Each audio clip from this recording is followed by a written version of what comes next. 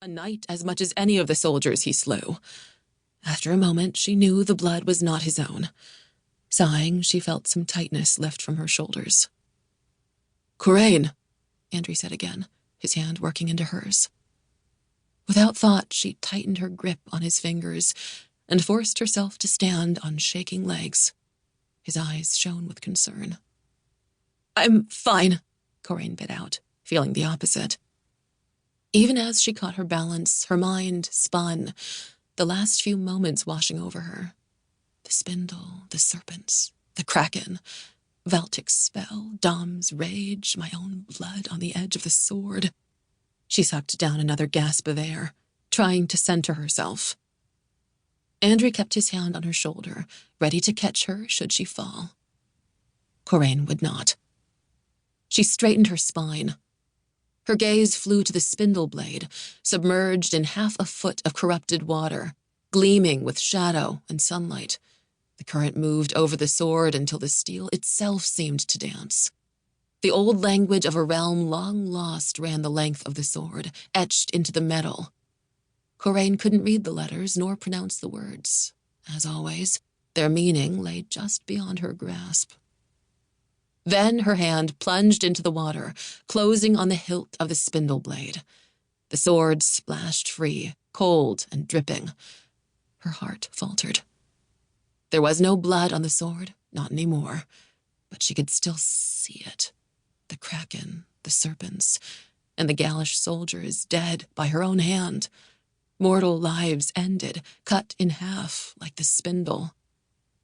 She tried not to think of the men she'd killed. Their faces came anyway, haunting in her memory.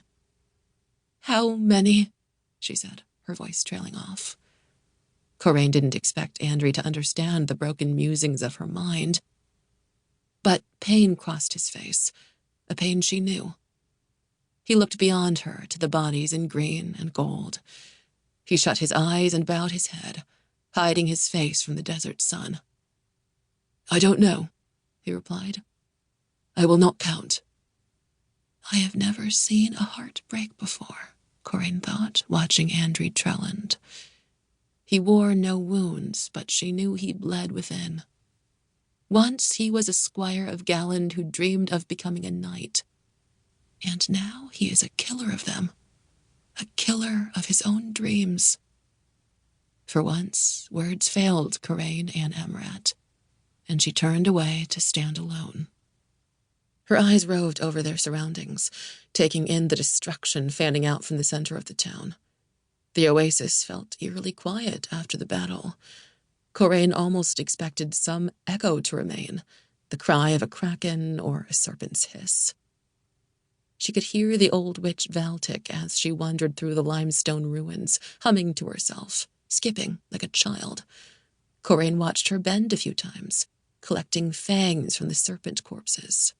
There were already a few teeth braided into her long gray hair.